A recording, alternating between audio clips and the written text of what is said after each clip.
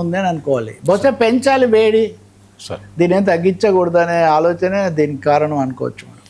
Sir DSC war diversion politics ఇది జరుగుతూనే ఉంది తీవ్రంగా. మనం మాట్లాడాక కూడా కొంతమంది కామెంట్స్ పెట్టారు, మీరు పూర్తి దాని వివరాల్లోకి పోలేదు, అంతా మేము పక్కా చేసామని. మళ్ళీ మొత్తం మంత్రులందరూ వరుసగా పెట్టి ఏ తప్పు జరగలేదు, అన్నీ పర్ఫెక్ట్గా జరిగాయి, కావాలని వైసీపీ వాళ్ళు డైవర్షన్ కోసం దీని మీద దృష్టి పెడుతున్నారు. ఇప్పుడు లోకేష్ మీద ఫోకస్ పెట్టడం వేరే విషయం, కానీ అన్ని వేల మంది ఎన్నో ఆశలతో రాసిన తర్వాత అందులో ఒక పొరపాటు ఏదో ఉంది అనే అభిప్రాయం అభ్యర్థుల్లో ఉన్నప్పుడు దాన్ని తొలగించాల్సిన అవసరం ప్రభుత్వం మీద ఉంది కదా. ఒక అంశము స్పోర్ట్స్ కోట, ఇప్పుడు కేవలం ఒక తాడు లాగారు వర్మ గారు, అంటే వర్మ తాడు లాగారు కాబట్టి ఒక సర్టిఫికేట్ సంపాదించి దాని సాయంతో ఉద్యోగం తెచ్చుకున్నారు, ఇది ఆరోపణ.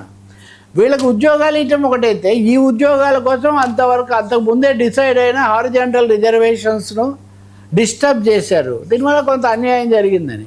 ఈ ఆరోపణలు కూడా అన్ని వర్గాల నుంచి వచ్చాయి, కేవలం ఒక వైసీపీ నుంచే కాదు.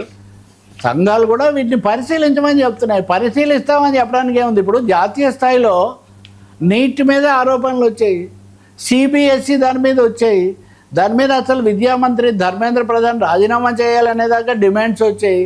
అటువంటిప్పుడు చాలా స్పష్టంగా కొన్ని ఒక అంశం మీద ఆరోపణలు వస్తున్నప్పుడు వాటిని విచారించడానికి అభ్యంతరం ఉండాల్సిన అవసరం లేదు. ఒకవేళ ఏదన్నా కావాలని ఇదంతా చేస్తుంటే దాన్ని బయట పెట్టడానికి కూడా పనికి వస్తుంది కదా. ఒకవేళ విచారణ జరిపితే లేదు వాళ్ళు చెప్పే ఆరోపణ నిజం కాదు, స్పోర్ట్స్ కోటాలో ఫలానా ఎక్స్ చాలా అర్హుడు అని మీరు చూపించవచ్చు కదా. ఏమీ లేదని ముందే తోసిపడేయటం ఎందుకు, పుషింగ్ అండర్ ది కార్పెట్ లాగా.